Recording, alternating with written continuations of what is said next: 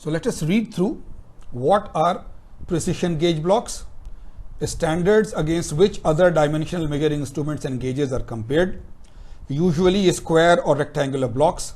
Surfaces are finished to be dimensionally accurate and parallel to plus minus several millionths of an inch and are polished to a mirror finish. Precision gauge blocks are available in certain standard sizes or in sets, the latter containing a variety of different sized boxes. In one of the experiments, we will go to the metrology lab, the lab where we do measurements related to engineering and so on. So most probably they will be able to show you these precision gauge blocks. This is an example, right, that there is a box, a gauge block set, and if you see different sizes of these gauge blocks are there, and 0.5 inch, 0.75 inch, 1 inch and so on. So this gauge block contains all of these and so forth, and there can be different types of gauge blocks, right, for the inch system, for the metric system and so on. So a standard set of rectangular gauge blocks with 0.00005 inch accuracy. So this is huge, unbelievable, right? So that is why I said in the beginning that they are made with very, very high precision. They are made of very specialized metals and their surface finish is unbelievable because they are the standards against which you will compare in the future. Continuing, length standards in the industry, right? So we are still talking about gauge blocks, right? So we can have a gauge block here, we can have a gauge block here, we can have a gauge block here, and then we can move this up and down, and there is a dial indicator, or in modern ones there will be a digital readout, right? So this is a special holder and so on. So these gauge blocks provide industry with linear standards of high accuracy. They are a small rectangular, a square, or round, made with steel or carbide, two flat and parallel surfaces, calibrated with light beam interferometry, infrared, laser and so on. And by combining blocks, any desired dimension can be obtained, right? So we can compare blocks here, we can compare here, here, here and so on, and we can measure that our original gauge blocks are very good or not. Now, measurement of linear dimensions, right? Any length, how do you measure? Graduated measuring devices or non-graduated. This is not that you have done a bachelor's degree so you are a graduate and a non-graduate, right? Graduated in normal English means something which has marks on it, like a scale has marks on it. This is 1 inch, this is quarter inch, this is 1 centimeter, this is right. So if any scale or any tape or any measuring device has marks on it, then it is graduated. So graduated measuring devices include a set of markings on a linear or angular scale to which the object's feature of interest can be compared. Rule means straight, right? Rulers, calipers, vernier calipers, micrometers are all graduated. Non-graduated measuring devices have no scale, no marks on them, and are used to compare dimensions or to transfer a dimension for measurement by a graduated device. Calipers. For example, you have a scale of exactly 1 foot, So now you just want to compare whether what you are producing is 1 foot, more than 1 foot, less than 1 foot. You are not interested in the exact dimension. Then this 1 foot rule or a scale without any graduation marks is a standard comparator. So sometimes, right, you want to make, we will see later on, there are certain gauges and so on, that I want the diameter of exactly ½ inch. So I make a hole of slightly more than ½ inch and I see if it exactly passes or not passes. And I'm not measuring anything, but I now know that my diameter is close to half or not, right? So measuring devices can be graduated with marks on them and can be non-graduated. Calipers. These things are called calipers. You hopefully have seen them in the workshop and so on, right? There is a hinge here So these two arms can open, right? This can open there, it can open there, and they can be of different sizes. They can be of different sizes. So you want a certain width or thickness that you have a standard with. So you open these arms to the size that you exactly want from there, and then lock it, So now this caliper is opened to the size, exact size that you want. Without that it is 1 inch, 2 inch, 3 inch. You have a block of that size. You open the calipers to exactly that size and then tighten the screw. Now you take it to your actual parts. You are producing 1 part, 2, 3, 4, 10, and you compare with the opening of the caliper, and then you directly see it. Or you want to transfer a dimension from one piece to the other. You want to mark a dimension. So you open the caliper this much, take the caliper to the other place and just mark the points, right? So you can do it for marking or for measuring. These are called calipers. Vernier, again, right, I told you, like in Bernoulli, that if you say Bernoulli, it is okay, but Bernoulli is a French, so Vernier is again French. You can say Vernier, it is okay. If you say Vernier, then people will think you are highly educated. So these are also calipers, and of course this is the name of the scientist engineer who started it. So you know that this is it. They have a graduated beam and a sliding jaw, right? This is the major graduated beam, and this can slide over it. So you can move it if you like, right? It improves the sensitivity of a simple rule by indicating fractions of the smallest division on the graduated beam and so on. So you combine the main scale and the vernier scale, right?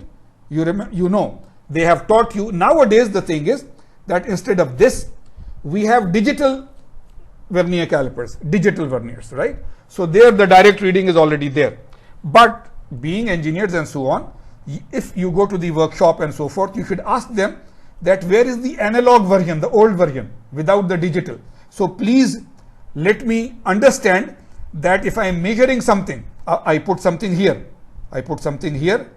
and exactly touch it, and then I mark the reading on the main scale, and then I see that on the vernier scale what reading is exactly matching, and combining this I can be very accurate. So this combination of two scales, one main scale and one smaller scale, then it increases the accuracy much more, right? So here there is a main scale and there is a vernier scale, and together they give you the reading. Or nowadays, as I said, there is directly a digital readout. Micrometer, right?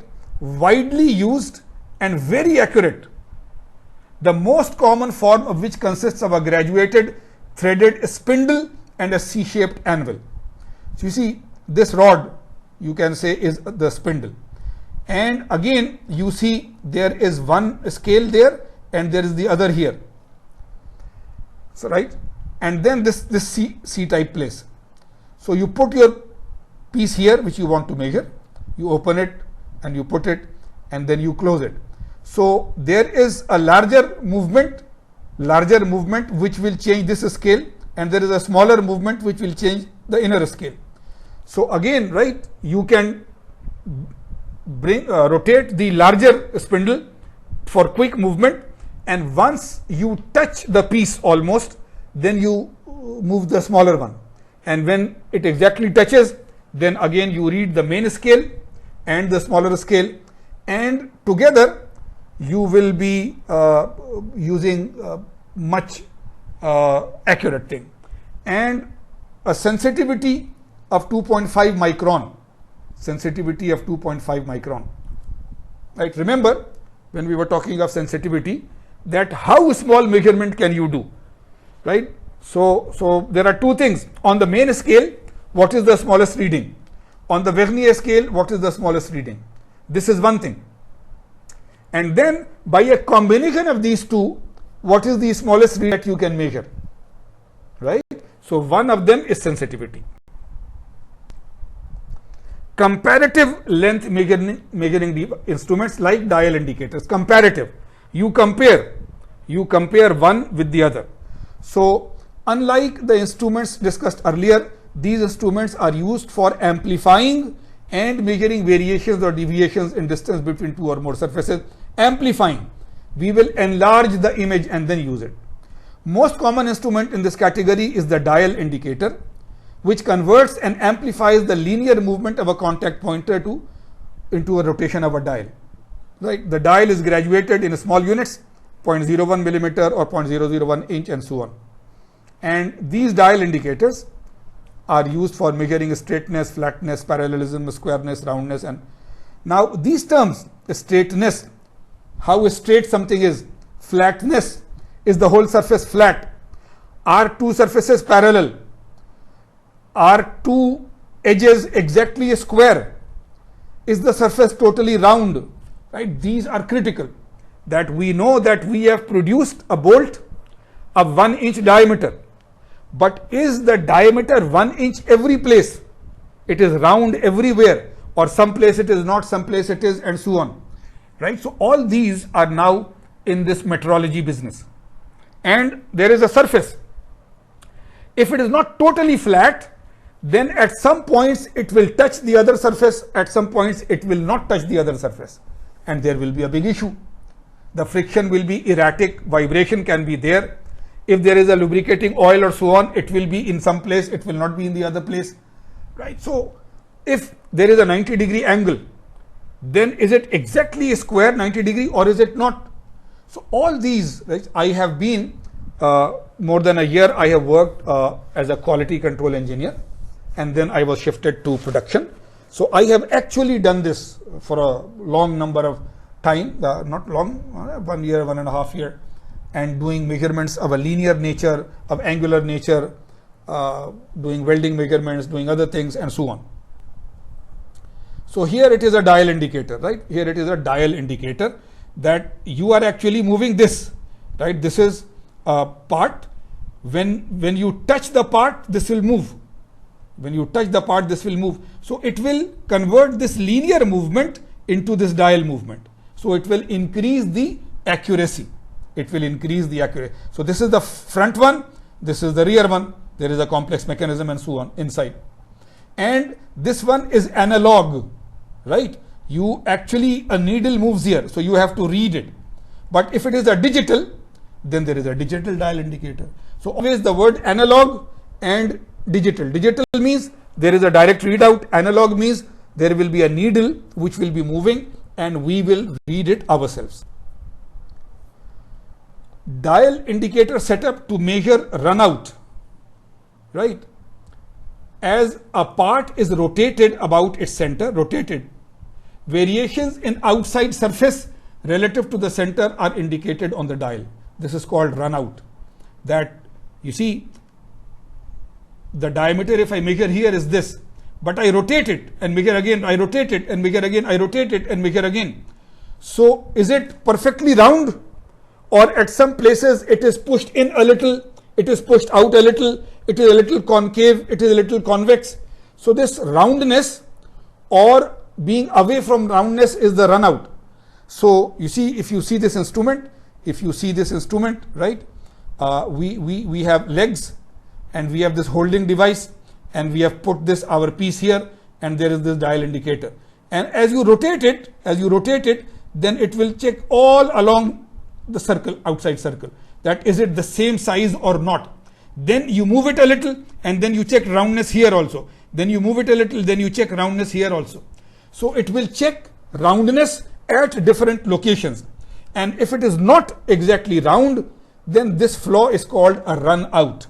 So this measures roundness or the lack of roundness, which is run out. So let us stop here today, and we will of course continue in this chapter of a lot of different topics which come after the part has been manufactured. Okay, so thanks a lot for today. See you next time. Ma salama.